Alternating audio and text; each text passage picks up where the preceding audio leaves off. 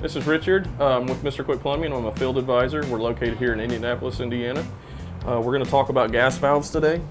This unit is actually from 2005. We looked it up on their website of Bradford White's. I just want to go over a little bit about setting temperatures. This is within hand's reach of the gas valve. You should always have a shutoff by Indiana Plumbing Code. Every heater is different on their gas valve, but if you go through the specs, it'll tell you what each mark means as far as temperature wise. Code, a plumber shouldn't turn the heater up more than 120. The homeowner can, but for scolding purposes, it should always be at 120. So that's where this one is actually set at, is 120 on this one. If you ever want to turn it up, you just follow the dial as it says, or read the instruction book. If a heater ever goes out, I always highly recommend calling a licensed plumber, Mister Quik Plumbing. That way we can come out here and diagnose it properly, because there's so many different safety features on these units.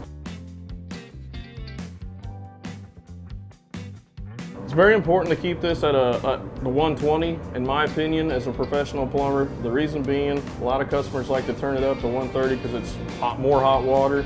That's false. 120 is going to give you the same amount of hot water because it's only capacity for 50 gallons, so, or whatever that capacity is for that water heater. Keep it at 120, you're going to get a longer average lifespan out of it. You're going to be more at that 10-year mark instead of the 8-year. If you turn it up hotter, it's going to put more wear and tear on this, and it's going to work more, and you're going to have a higher gas bill as well. So by turning it up, you're going to get hotter water, but you're not going to get more hot water.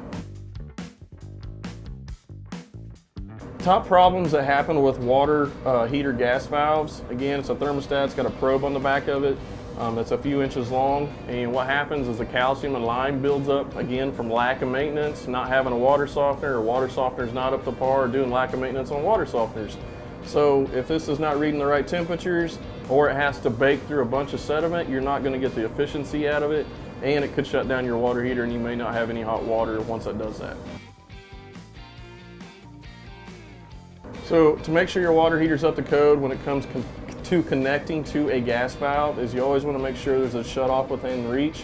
It always has a contaminant drip leg here for anything that's in the lines that will go down there and not get in your gas valve and cause issues with the water heater.